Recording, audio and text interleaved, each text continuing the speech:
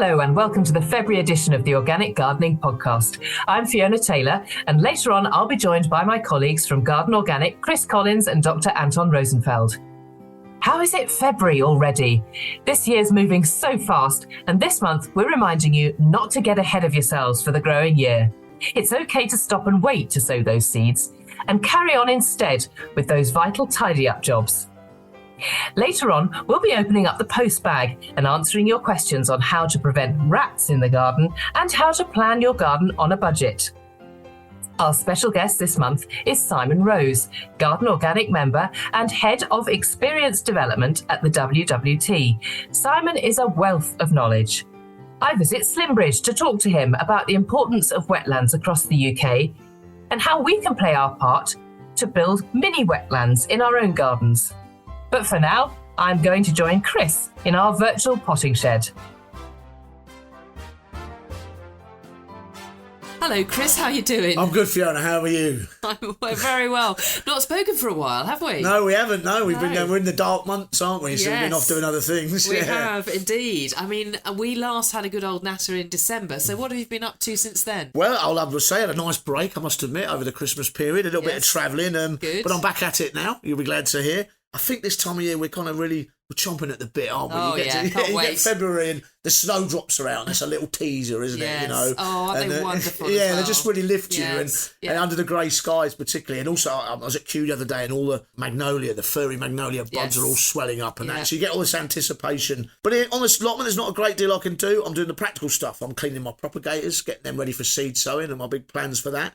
I've cleaned the shed. Can't beat cleaning a shed. No. Oiled all my tools. You can eat your dinner off my... good. Honestly, very together. You can eat your dinner off my spade now. I tell you, no problem.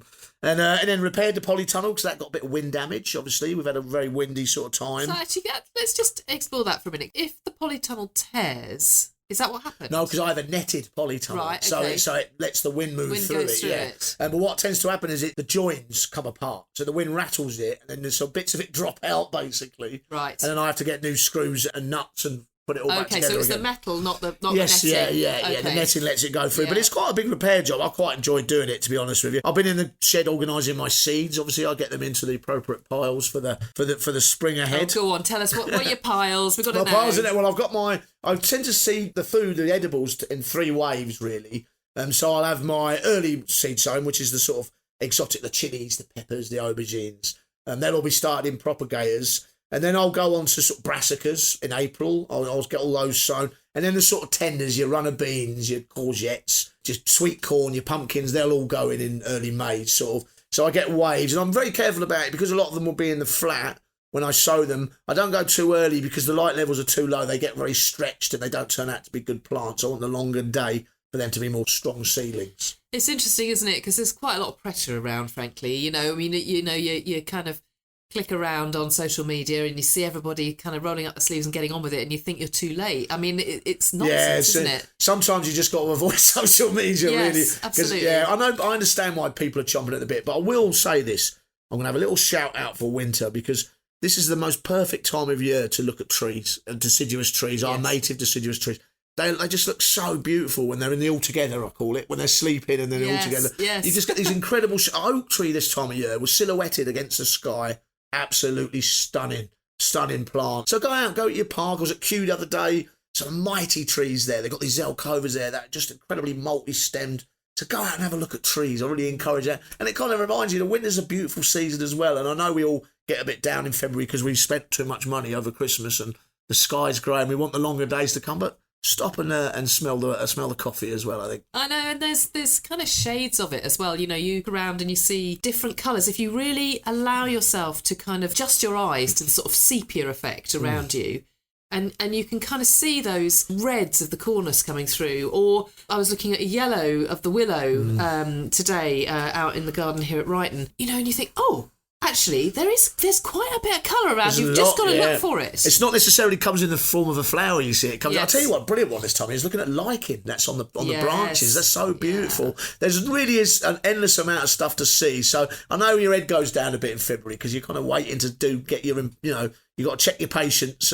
But going out and enjoy winter, it is a beautiful, beautiful season in its own right. Yeah, I couldn't agree more. I like the sound of getting ahead with all the jobs, though. I mean, you have at least, you've got things washed down, you've got things, sorted out. I've got a spade, you can eat your dinner off. I know. How about that? No, that's really inspiring. And actually, it doesn't take long once you get stuck in. And you'll be glad you've done it. That's the thing. It's very satisfying, isn't it? You kind of like, you kind of get the cobwebs out and you're like, yeah, I'm ready to go. I'm like a coiled spring, The mind boggles, Chris. What are you thinking about in terms of what you're going to sow this year? I mean, you've got, I know you love your hardy annuals, your half hardies and all that stuff. Have you got those in your piles, or are your piles just your food piles at the moment? No, I've got my half hardy annuals are in the flat because they'll all go into propagators because they need that warm start. All my hardy annuals are waiting to go. I will get them in shortly because they like a little cold period before they germinate to get more even germination. So those piles are sorted as well. I've obviously got my Heritage Seed Library seeds. Oh, yes. Yes. Yes. We'll come on to that in just a moment, but I am going to ask you to explain again. I know you've done this for me before, the difference between a hardy annual and a half hardy annual. Certainly. Well, a hardy annual will take the cold, basically. You can sow them direct into the soil. So I sow them in drills.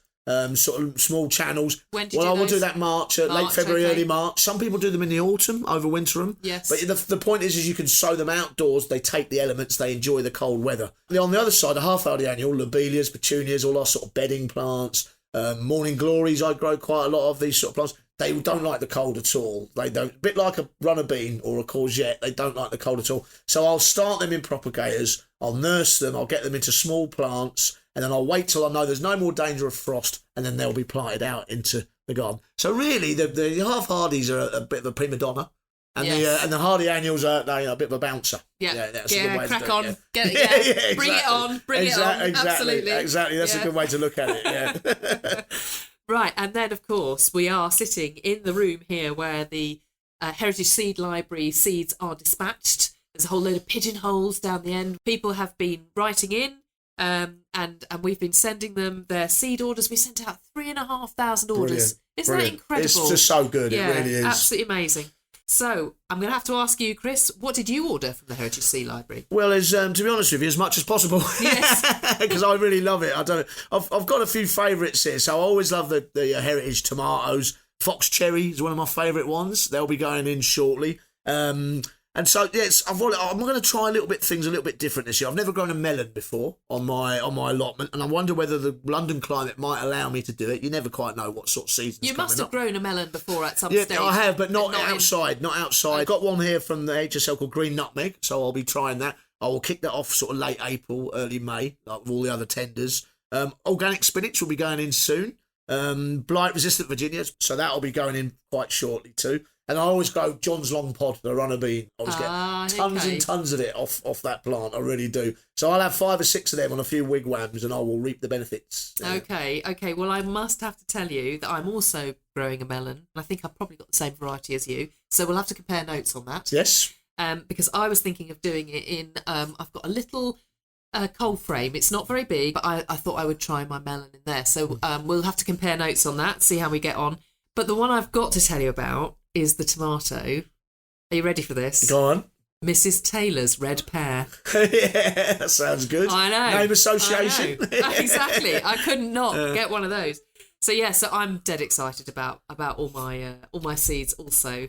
And of course that's the thing, we always say with Heritage Seed Library seeds is because they're so fresh and they're open pollinated. They're always raring to go. They germinate as quick as anything, don't they? Yeah, they're brilliant. And it's frugal, it saves the pennies as well. And I just think, and this is why I love it. If you ask me the ultimate reason, I just think the taste of the edibles is better than anything you'll get anywhere else. Better than any F1, any supermarket. I just think the taste stands right out, and that's why I grow them.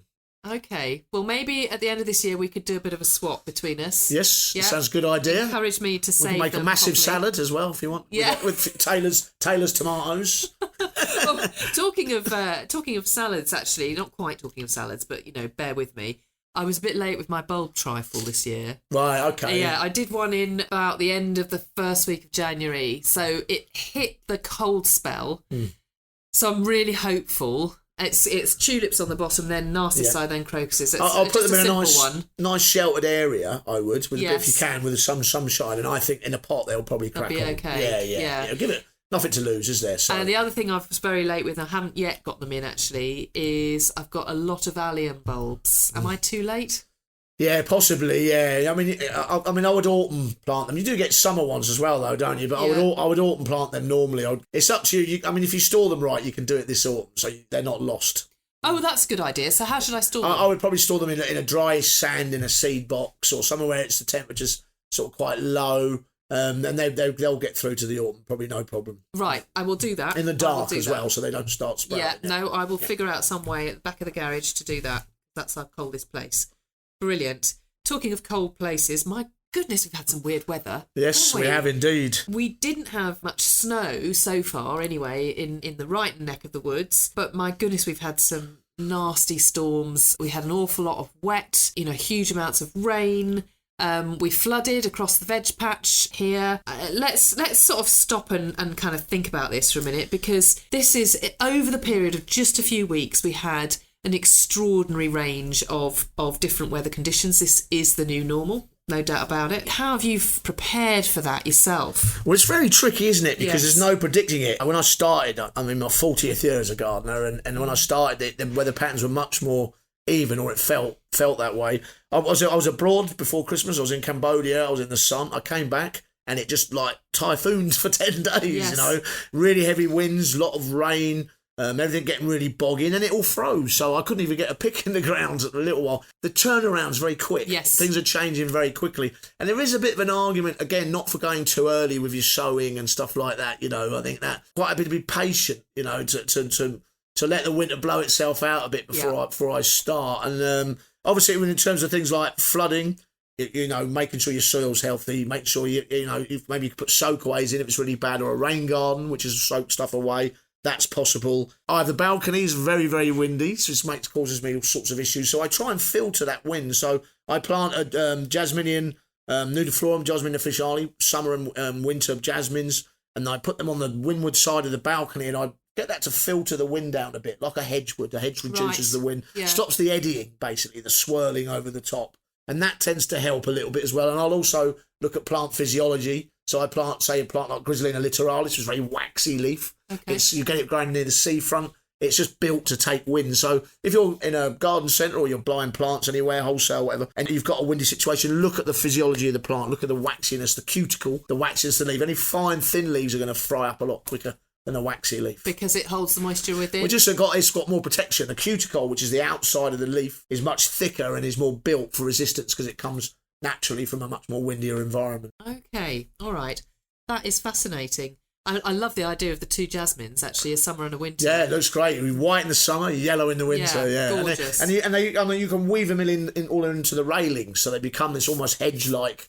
And it's quite good as well in the summer when I put the baby plants out. When I'm hardening them off, I can put them underneath, and it protects them from scorching as well. So. And that jasmine will obviously be in a pot because it's on a balcony. Yes, yeah. So how do you top dress that? How do you make sure that the soil is renewed, or what do you do? It's a perennial, so I can't. It's not like the other stuff which is seasonal and I'm moving around. Yeah. So I will top dress. You tend to find over time the soil levels will sink in a pot. So I have got room for top dressing, and I use a good compost for that.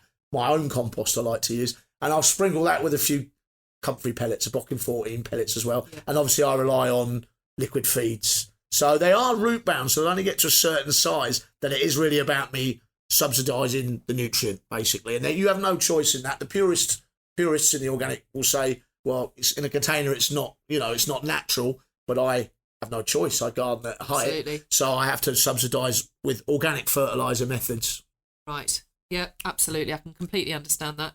Did you have to do any preparation down on the allotment? I'm thinking about the storms, really. Yeah. The only thing I had problems with was, like I said, my polytunnel, really. But not really. It's a very flat allotment site, and the wind hurtles across it. But the bit I'm in is sort of at an end bit. It's quite sheltered, so I didn't really have a problem. I mean, you're always worried trees might go down. There's quite a lot of trees down, but we escaped that. Thank you. Thank God, good stuff. Well, I mean, going back to the flooding, we here at Brighton had, I would say, 2 or 3 inches on the hard standing paths, and then at the same right across the veg bed. The flooding got into the greenhouse. It was extraordinary, really, because we weren't really expecting it, because it's not something that is terribly common here. We think what happened was it was just the sheer volume of the amount of rain that fell. The fact is we are in a little bit of a bowl here. We've got some farmland around us that's on a slightly higher level. And so the runoff was just coming down so quickly, and the rain was just continuing. The ditches on the edge, along the edge, which should usually, take some of the pressure off, actually they were full. So we got to a point where we couldn't cope, and I think that's something that's quite common. And when I say we couldn't cope, I don't mean we couldn't cope sort of personally, because obviously we just dealt with it. But what I mean is that the land couldn't cope. Saturation. It's basically. saturation, beyond saturation. It felt like, and it was extraordinary. Really, it's quite alarming when you see that site and what it looks like and what it feels like, what it sounds like. It's all quite alarming. And then 2 days later, it's all gone. Yeah, it's incredible. Yeah. Well, that means your soil's good, because if it was sitting there, you see, you've worked your soil, Emma and a team have worked the soil properly, because otherwise, if it's like, if you get clay bands or whatever, that hasn't, or anything like that, it will just sit. And that's when the damage is really done. You get a thing called physiological drought with evergreens like rhododendrons, where if you get flooding and what happens is the plant trying to breathe, the roots need oxygen, they're trying to breathe, and they end up suffocating. And you don't notice that till the spring, when the plant tries to come back into life and photosynthesize, and the roots are damaged, and the whole thing just flags. Because it's drowned, because plant roots need oxygen. So the quicker that water can drain, the less damage to your plant life, particularly your perennial plant life. And if you've been managing your plot as a good organic gardener, as a good composter, good soil is the key. That's how if you want to combat that sort of, have the less damage to your garden by the climatic problems we're having, good soil is the key. I think we'll finish there, Chris. Blimey, that's talk about, spot on advice. Look after your soil, and the garden will look after you. Sounds good.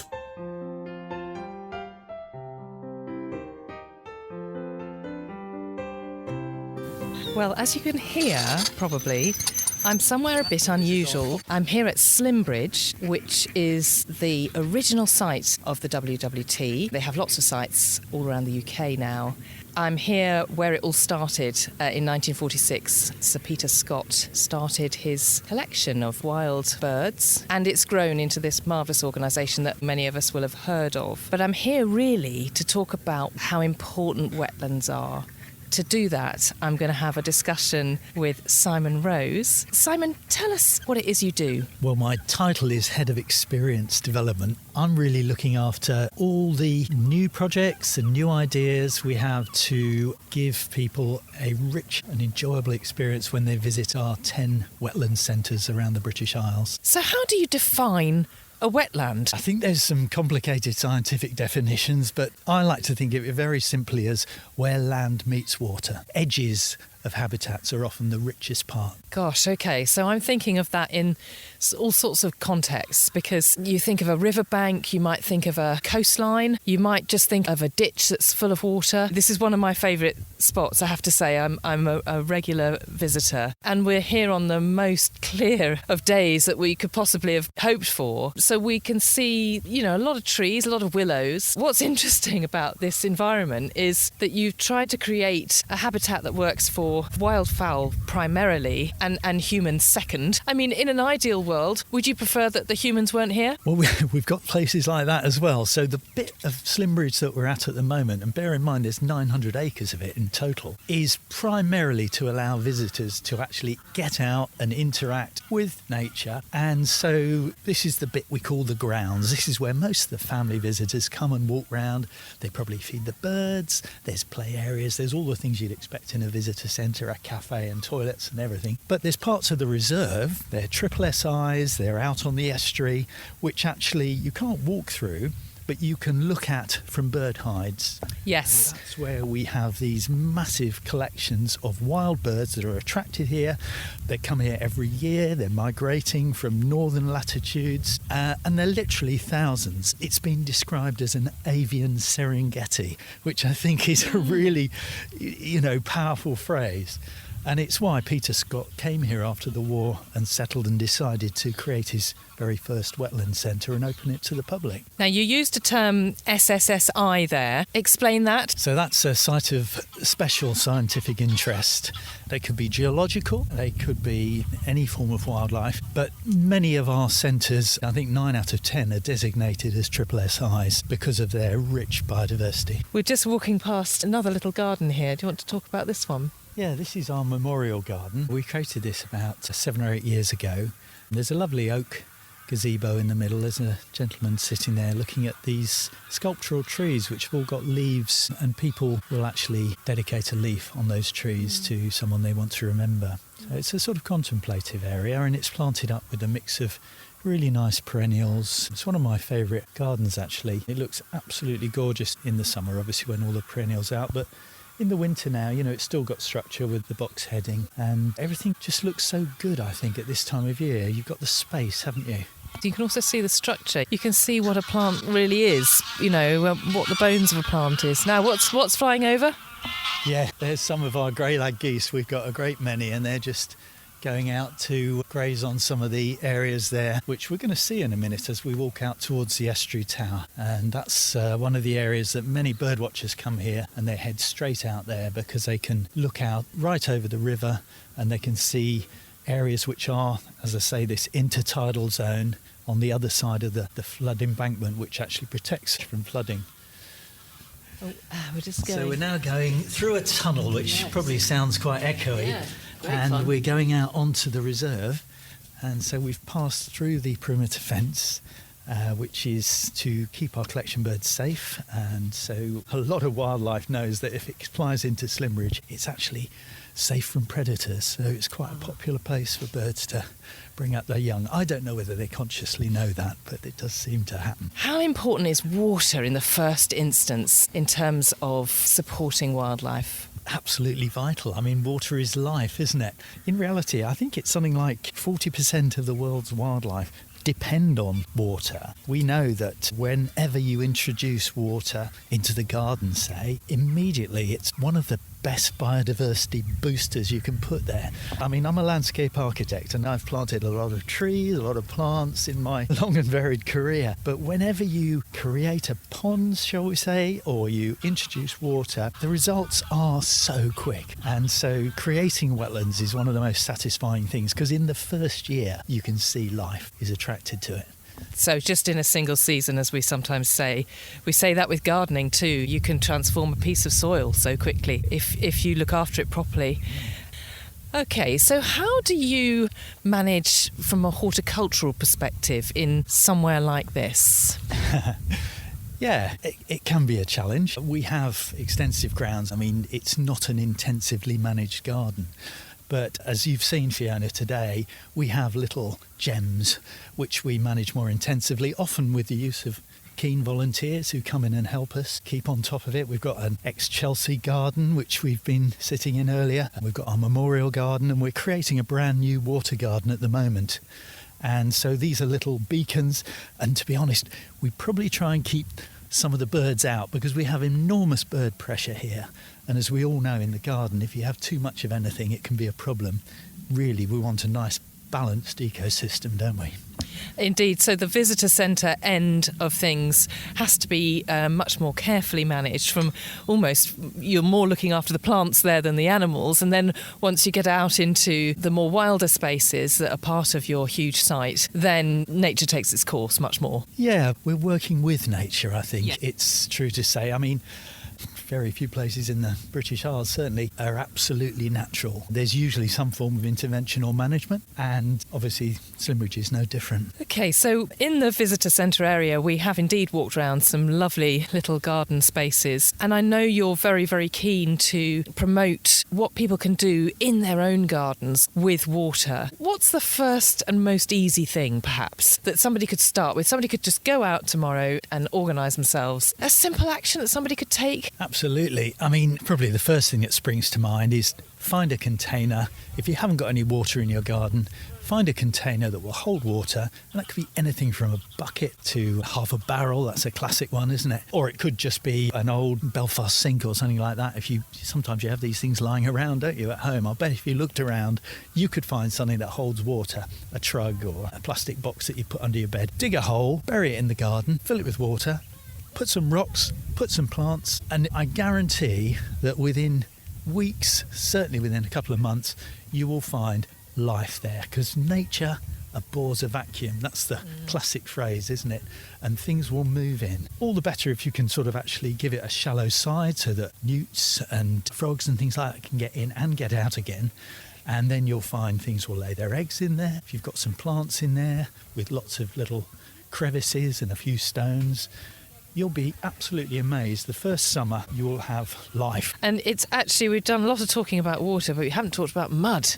I mean, actually, that's the key to it all here, isn't it? Yeah, absolutely. I mean, it's perhaps not very sexy, but, you know, the reason Slimbridge is here is because the River Severn, which is just over there and we're going to see in a minute, is about half a mile wide at this point. Let's walk over on this boardwalk, shall we? And when the tide goes out, and it's got a huge tidal range, you may be aware, it's the second highest in the world, I think, it leaves this large expanse of mud, which is incredibly attractive if you're a goose.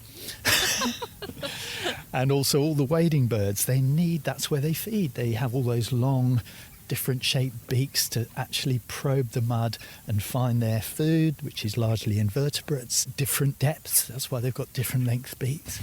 And so this is one of the richest habitats. You know, I've said wetlands are biodiversity hotspots, but mud and intertidal areas are some of the best in the country. You see, it's really interesting because we gardeners, we don't really welcome mud very much. We try and hide the mud a bit. We try and plant round it, plant over it. But actually, it's perhaps quite important to leave a bit of mud. Well, a bit of bare soil. I mean, you know, in the garden, we've said nature abhors a vacuum. Anything bare soon gets vegetated, doesn't it? But it is also a really dynamic environment, isn't it?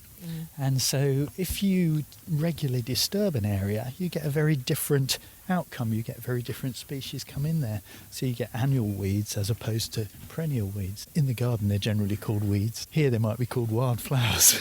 Yes, but it's all perception. Yes. And certainly, again, going back to your definition of where land meets water, I think there is scope for a bit of mud, but as you say, you know, the grass will quickly come and cover the mud.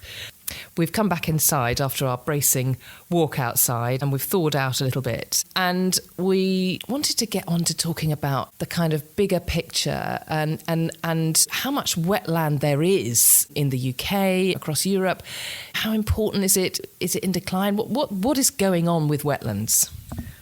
Right, well, I can't answer with a figure, but what I can say is that wetlands have been subjected to a remarkable amount of decline in the last 300 years. Apparently, and this is something that scientists have verified, half the wetlands in Europe have been lost. But even more shocking is that in the UK, it's 75%. 75% of wetlands have been lost in the last 300 years, presumably because of urbanisation. Agriculture and urbanisation. And in fact, I did look this up to verify it, and I saw a very interesting paper in Nature that showed a global map of where wetlands have been lost, and a lot in China, Europe, and North America, the areas that have become industrialised. And there's obviously urban spread, but there's also drainage for agriculture. And, you know, when I say the last 300 years, the majority of the early loss of wetlands was actually for crops. So how would that work then? You know, because to clear a land of water is not a straightforward exercise. So how would that have taken place? So if you know the Fens in Britain, that is an area which was very low-lying, still is very low-lying. And if you went back to the 17th century, you would have seen extensive marshes going on for as far as the eye could see, with all the wildlife that as I say, is associated with them. That is now very fertile ground, which has been drained for agriculture. And if you drive across there, you can see either side of the road that the land is actually lower than the road, where it has shrunk. And a lot of it is peatland, and it's actually lower because of the drainage pipes that have been laid and the windmills originally, but now electric pumps or diesel pumps, which are constantly taking the water off the land so that it can be used for agriculture. Okay, so where do we start to make a difference, particularly in the realm of wetlands?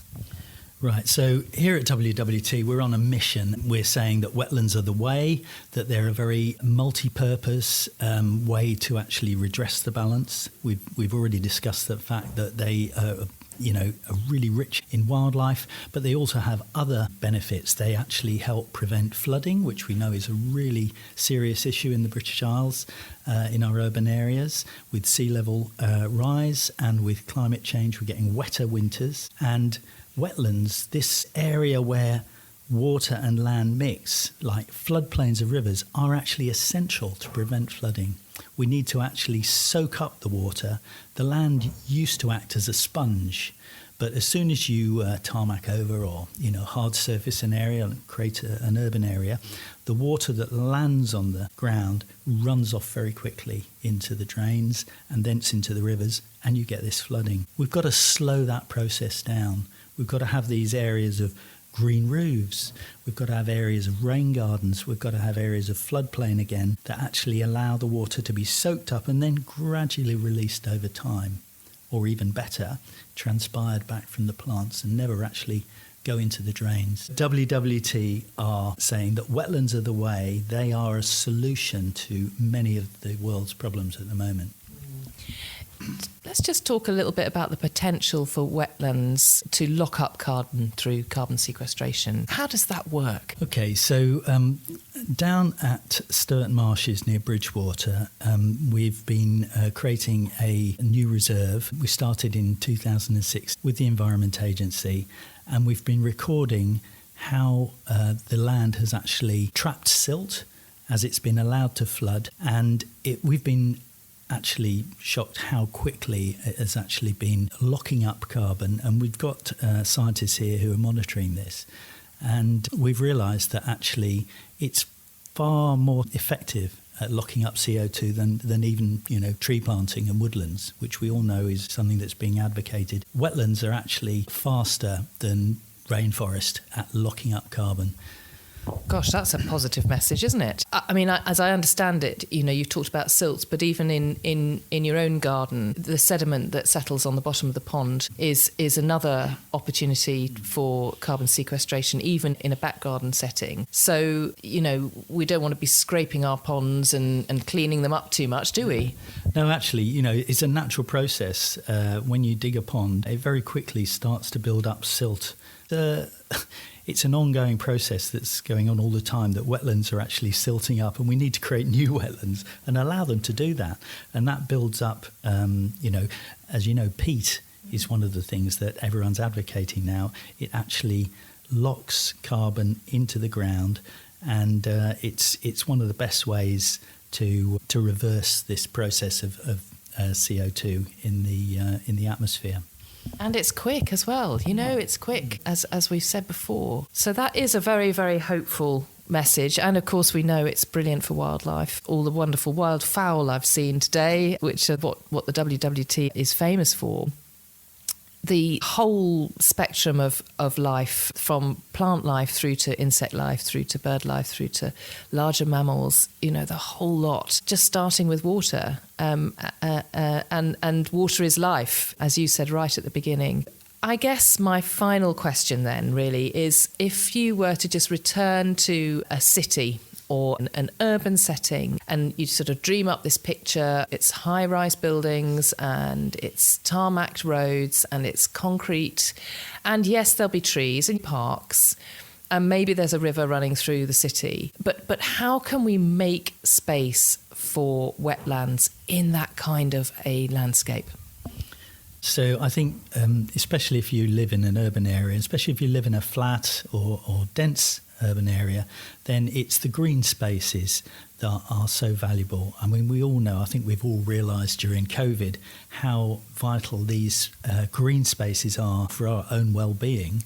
But here at WWT, we're on a mission to restore wetlands, as I said, and we think that blue spaces, or green blue spaces as they're sometimes called, are even more valuable. Time spent in nature is always beneficial to our health. As I say, we've got a mission to restore 100,000 hectares of wetland, and we think that is achievable, and we've got to start somewhere. We've all got to take the first few steps. I actually looked around and realised, having worked here for 18 years, that I hadn't got a pond in my own garden a few years ago. And I went out and I actually bought a couple of cattle troughs and put them in the garden. And they're right outside my bedroom window. And of course, straight away, I've got more birds, I've got plants, they're things of great beauty. And I think everyone can do it at some scale or another, can't they? Very much so. And how important it is to make sure that our wetlands and our watercourses stay healthy. Thank you ever so much for talking to me today, Simon. I've had a really inspiring afternoon. I've learned a huge amount and I look forward to coming back and seeing you again soon. Thank you very much. Likewise.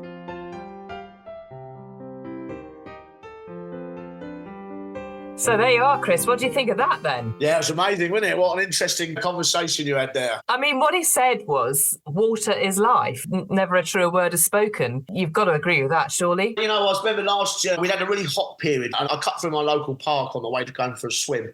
And it just, what grass does, it just goes dormant and it goes yellow. And I remember after about 3 weeks, there was really heavy rain. And literally in 2 days, it just went really deep green. And you just thought, the power of water really does bring everything to life, doesn't it? And if you go to you've got rainforests and you swear that you get these incredible rains, the leaves are a metre by a metre because it gets all that moisture and humidity. Yeah, definitely. I suppose it's all very well at somewhere like Slimbridge, which is a great big wetland, or perhaps somebody's got a big garden or lives next to a river or whatever. We often talk about putting a pond in. There you are in your flat. What would you do on your balcony if you wanted to put water on your balcony? I prefer a bog garden, to be honest, in a pot, or sometimes we do troughs on legs. That's quite common for a bog garden or a small pond. I think it's more easy to handle. Smaller areas of water can get really souped up, algaed up quite easily when the sun comes out. There's no reason why you can't have a decent little wildlife garden based around water. So I would get a large pot or a large trough. I would put a little bit of sand in the bottom, then I'd line it, a bit like I would a bog garden, like I've described before. So you can use a butyl liner, or maybe even if you want to be frugal, if you've got, when you buy something quite big, like a TV or whatever, and you just get this huge piece of thick plastic it comes in. Yes. You always, they wrap everything in plastic now. You can also use that, as long as it's thick enough. You can line the pot. The thing is to punch some holes in it, but not too many, and that means the water will move through the pot, but slowly. You want it to move slowly. I would then get like a nice mix of loam, sort of garden soil, and some peat-free multi-purpose compost, and mix those two together and fill that pot up. And then really the touch is, it doesn't have to be ugly, I think most people think, well, it doesn't sound very, aesthetic. Yes. You know what I mean? Yeah. Plastic and put soil but get some nice stones, some rocks, and maybe some ferns, maybe a marsh marigold or something like that, and plant it up and make it look aesthetic. And so the wildlife, etc., will get in and get under the rocks. The earwigs will find somewhere, etc. And you've got kind of little wildlife area. On top of that, you could do a couple of other little things. I'm going to pay homage to Dave Goulson here, because in his book, The Jungle Gardener, which is an amazing read, and he actually speaks about it on our podcast, I think. Yes, he did, didn't he? A brilliant interview. It's incredible. I love the man's passion as well. Go back and listen to that if you haven't heard it. But I'm going to put in a hoverfly lagoon, which sounds very, very exotic. That sounds very exotic. Exactly. We're going to give those hoverflies a real treat. Yeah, I love that. I love the idea of hoverfly and sunglasses. And yes. But what it is not some hoverfly, not all, but quite a few actually, they pupate in water. So what you can do is you can get a container, only a small one, a large mug, coffee mug or something. And then you can put in the bottom of that old sort of leaves and bits of debris, sort of organic matter really. And then you put 3 or 4 pieces of bamboo that rise out of the cup or the container. And what happens is that the hoverfly will lay its young in there, and they'll live on the bottom, feed on the organic matter, and then they'll climb up the bamboo and fly away when they're ready. So I like this idea, because that's a sort of instant habitat. I mean, I have heard that leaving bamboo canes for bees in the winter is not always a good idea, because the bamboo canes can collapse. But in a hoverfly situation, you would be putting them upright, so you're not laying them down, you're putting them upright. And you're finding a container that's going to go within your bog garden. But that's extraordinary to have this kind of whole feature that's dedicated to the hoverfly. Yeah. I love that. Well, you think a hoverfly larvae are a massive eater of aphids, so they're a good idea to have them around, because they are. the organic gardener's friend all the way along. So the more you encourage them, the better. So you've kind of got your bog garden with the rocks and a couple of plants. You've got your hoverfly lagoon. The last thing I'd add is what I call a rot hole. Dave Gorson also mentions these, by the way, but we've been using them I've seen them used at botanic gardens and stuff. And all that is an old piece of wood with a concave where a big bough has snapped off or a branch has snapped off, and you get that concave so it can fill up with water, become nice and rotten, and it just is a source of hiding and food for all those. Like earwigs will love that sort of area. Wood lice would probably like it as well. So I place that in the container, and you've got those three elements, and that will bring in the wildlife. That just sounds so easy. And I love this idea of kind of like even like these mini puddles within the bog garden. That's really exciting. And also the fact that you can do it in actually a really, really small container. And I know what you're saying. I think you were saying about if you do a small container pond, it's great in theory, but in practice it can get all silted up with blanket weed and algae's the main thing when the sun comes on, it'll heat up. And if you're using water from the taps, which you probably might have to if you get dry periods, so it's got nitrates in it and it can get soupy. That's the proper way to describe it, I think. Whereas this bog garden, it's just the water's kind of seeping through. You're letting the rainwater do the job for you, so you're not going to be filling it up because it's not like a pond. You haven't got to fill it up. You've got to let it moisten and get wet of its own accord. It's very frugal, isn't it, really? All you're really doing is maybe buying a little bit of peat-free compost and maybe the pot. You can make your own pot, maybe. You can maybe make it out of wood. So you are looking at very little expenditure and you're doing your little bit for biodiversity in your balcony area.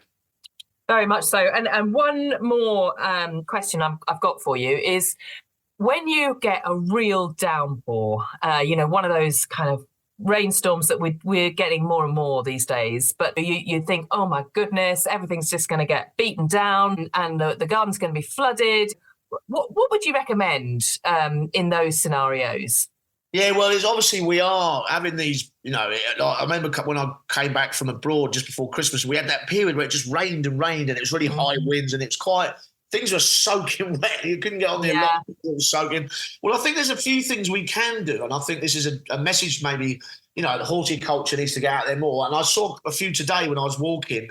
Is stop paving over our front gardens for a start. Because where's the water going? People moan that all the drains overflow. Well, put a little plant border on the side of you can still park your car there, just have an open bit either side and put plants in it and let that water drain away. So those kind of things, soakaways. You'll see in cities now the rain gardens, which are actually what they're designed to do is to remove the water from the seam as quickly as possible. So you actually see quite arid plants in them because the whole idea is as the rain comes and it drains off into a sump straight away. So that's another good idea in urban areas. In your own garden, the lowest point, you can maybe dig a square metre hole, a metre deep, fill it with clinker and brick, and that will act as a soak away and try and drain it. But we know the biggest one is to get that soil healthy, get the compost on it, get it broken down, get it lovely and friable, put plants in it because the roots will break it up, make it drainable. So good soil really is our key, I think. Yeah, and couldn't be more appropriate really for us as organic gardeners to be using that compost and getting the soil ready for whatever nature throws at it. Yes, because we don't know what's coming down the line really, do we? No, we really don't. And actually, I think that's a really good note to ask Anton to join us because we're going to spend a bit of time answering some questions now.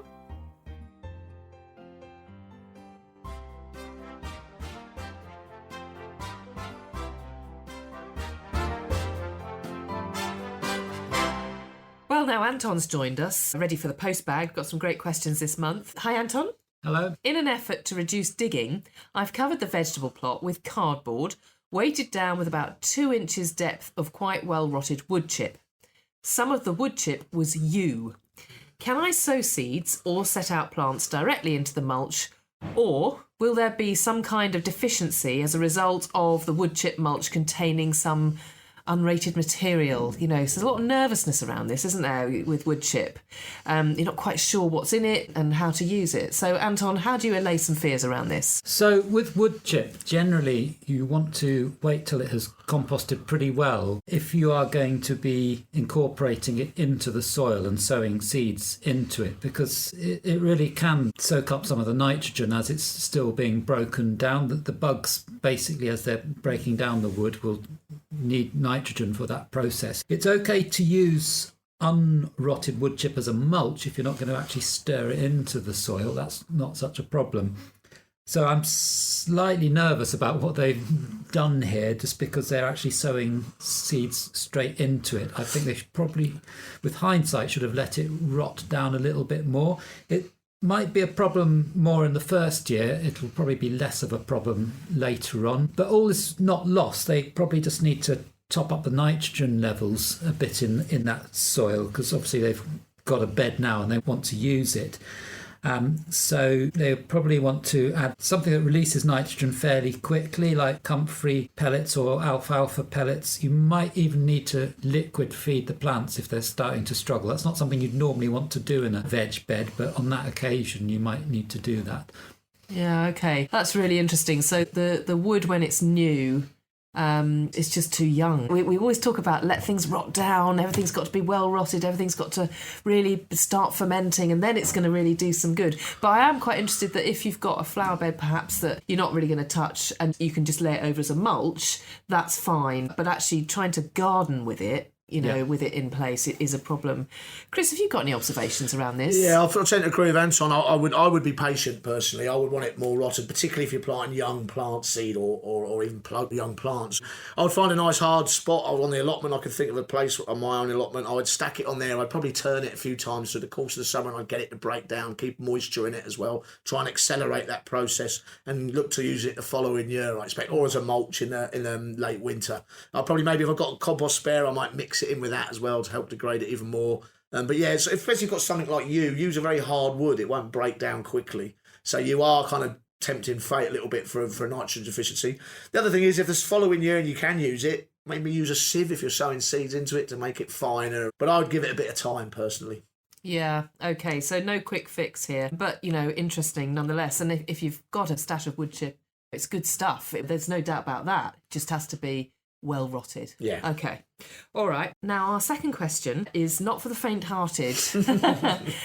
We've had an increase in inquiries here on how to manage rats in your garden. And it's something we've had a bit of bother with ourselves here at Ryton. I mean, it seems to be a problem that you're hearing of more and more, actually. Why do we think it's such an issue at the moment, Anton?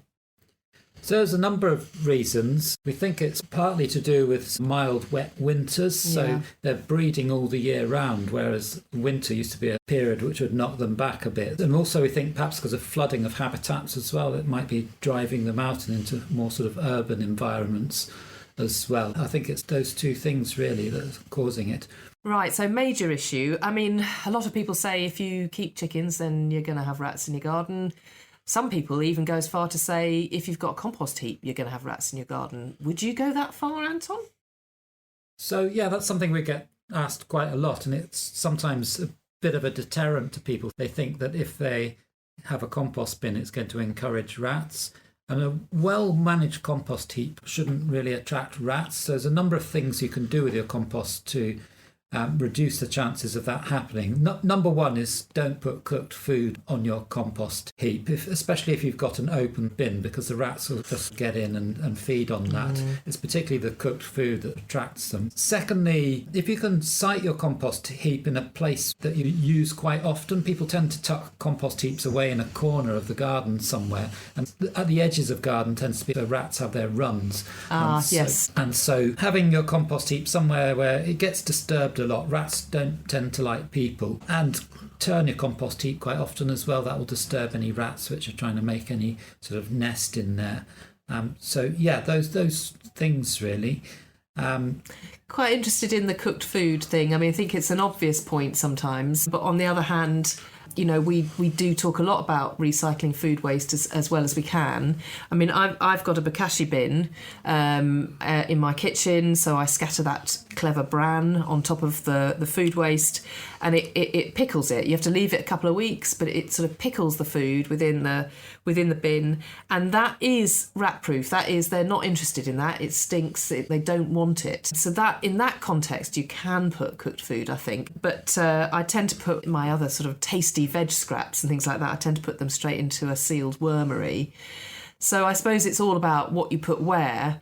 But on the other hand, we do like to use kitchen waste. We do like to make sure it gets composted. So let's just cross-check then. What kind of kitchen waste is okay to put into a compost bin? It's okay to put sort of veg peelings and things like that. It's mainly the cooked food that's a problem. So I wouldn't put things like bread, dairy products. I wouldn't put meat in there. But things like apple cores, banana skins, tea bags should be fine to put into your compost bins.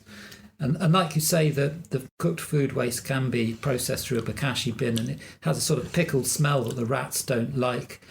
You could also get yourself a rat-proof compost bin for composting food waste as well. So there's one that's called the Green Joanna that's got a solid mesh base that will keep the rats out. I must say, rats can possibly chew through that base if they're really determined, but it will certainly put them off. Well, Chris is our resident Londoner. You're never very far from a rat, are you? No, in 6 London? metres, they reckon, yeah. Pop round for tea, yeah. What's your experience? Pied Piper, mate, that's what we need. We need the Pied Piper. Yeah, I think it has to be preventative, really. I mean, obviously, there's a lot. I see them in my local park. There's quite a lot of them there. Anywhere that's kind of neglected and rubbish is lying around is what's really in an urban environment. That's will bring them in so quickly. Yeah. So on the allotment, I'm very careful. I've used hygiene. I won't leave, rotting vegetables or anything they might attract them. Half a sandwich, if I've been eating a sandwich, I won't do that as well. Obviously, the things Anton mentioned, I don't put dairy or meat or fish or bread onto the compost heap. And if you do, they might come for cereals and sweet corn, I'm told. So they might, if I thought they were in the area, I might avoid growing those things that they might find delicious. But on the whole, I don't have a problem with rats. We haven't got a problem with rats on the allotment, but we're all quite hygienic. We take care, I think. Yeah, well, that's the thing, isn't it? So preventative measures seems to be the way forward. Okay. I'm currently planning my garden for this year, but I'm trying to do it on a very tight budget. Can you recommend the best plants to invest in, particularly ones I can propagate year after year? So, thinking about gardening on a budget then, Anton, what can we do for free, first of all? Yeah, that's always important. People always think you have to spend money on gardening, but there's plenty of things you can do without putting your hand in your pocket. So you can always save seeds out of things. So if you've been growing, tomatoes are one of the easiest things. Just only need a few tomatoes really to be able to get quite a lot of seed for next year. So just plan ahead really. When you're harvesting your tomatoes, just keep a few aside. And also same things like peas as well, really easy to keep a few aside. And then look around your garden and see whether there's sort of old flower heads and things like that. So sort of things like calendulas is good ones, sunflowers. Loads of things basically will have seed heads on them. Just go around and collect some with some envelopes and you'll find all sorts of things.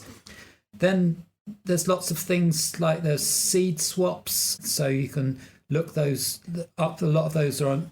Most of the sort of seed swaps are on Garden Organic's website, local Facebook groups as well. Certainly my village has got people saying, I've got loads of spare tomato plants. Even people just leaving them on their drive for you to take away. So just keep your eyes open for free things. Okay, brilliant. Well, we do encourage seed swapping a lot at Garden Organic, you're right. And it is worth a visit to our website to see if there's anyone mentioned near you. But you will also find all sorts of brilliant things online. And I know myself, I can't bear things that I might have raised going to waste. So make friends. I think that's one of the important things. Best way to do it, isn't it? Find some gardening buddies and go from there.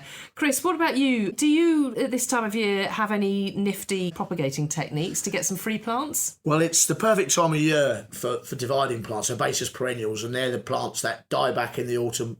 Use the soil as a duvet and wait till the warmer weather comes back before shooting again. So this is a great time of year to get those plants. If they've overgrown or you want to thin them a bit, get them out of the ground and divide them up. So a decent herbaceous root ball, you can get 8, 9, 10 plants out of it if you divide it up. Again, you've mentioned it there, the giveaway factor. Gardeners are the most generous people you'll ever meet. We love giving plants to other people. In fact, some of my neighbours at the end of the summer when I was stuff off the allotment, they run away from me because I'm too generous, I think, because I'm trying to give them plants and bits of plants. So we are very that nature. We do have an expression, if you want to keep a plant, give it away, because then if yours dies, you can go and get it. So division is a brilliant time of year. So there's so many different plants. The easiest method, so I'd probably raise up, say if it was a phlox or something like that, and a herbaceous phlox, I'd lift it. I'd probably get 2 forks back to back, and because it's quite tough, and pull them apart. I get 4 or 5 plants, pot them up, and then I'd give them away to friends. So it's a really easy, free way to grow on it. You'd have that plant flowering next summer with the butterflies visiting it as well. Yeah, lovely.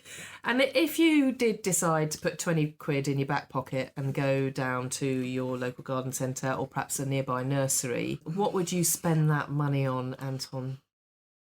I personally would go for a fruit bush because it's going to give you a lot of enjoyment, and most sort of soft fruit is really expensive in the shops, and they're pretty easy to grow as well, don't take too much maintenance, and they're very easy to propagate as well, so you can give ones away to other people. I particularly go for a nice gooseberry. They're my favourite, some of the really nice deep purple ones. I can't think things like black velvet's got a really nice sort of rich taste to it, and you don't find those in the shops. Yeah, absolutely. So if you're going to invest, you might as well buy something that you can't easily get hold of. What about you, Chris? Anyone who knows me, I'm a lover of hardy annuals. So plants that all over winter as seed, but grow through the spring and the summer. And I think sunflowers, godetias, sweet peas, nasturtiums. You get a real range of them. You can buy a packet of seeds for a couple of quid 50, sow them in the ground. And then what tends to happen is they become very free. I call them Gertrude Jekyll plants because Gertrude Jekyll said all plants are welcome in my garden, and when they start to set seed. So I put them on the allotment as sort of pollinated belts along the sides of my veg, and they just return basically. And also to top that up, I will graze them in the autumn, put them in Tupperware, paper envelopes into Tupperware, and then what I'll do is soon, because they like a bit of cold snap to germinate, I will start to sow them again. So really for 20 quid, you can get that to stretch a long, long, long way. That's a lot of flowers, isn't it? Yeah. That is a lot of flowers, absolutely. I think I would go for a really good quality seed compost, actually, with my 20 quid, because I am a devil for having far too many seeds and, not always getting around to sowing them all. And I think if I'd invested in a really decent peat-free organic seed compost, then that would inspire me to get down to the potting shed and get those seeds sown. So that's what I'm going to spend my money on. Very wise. Right, well, I think that's about it for all our questions this time. We'll see you again next time. Thanks ever so much. Thanks so much for listening to this month's episode of the Organic Gardening Podcast. And thanks to Simon Rose from the WWT for taking the time to show me around Slimbridge. I think we're all going to start making mini bog gardens now. Don't forget, we've got until the end of February until our Heritage Seed Library seed list closes for 2024. We've still got plenty of fabulous varieties in stock, which you can order at gardenorganic.org.uk/shop/seeds. If you aren't a member and growing unique vegetable varieties sounds interesting to you, you can join Garden Organic and the Heritage Seed Library from as little as £5 a month. Thanks to Kevin MacLeod for the music. See you next time.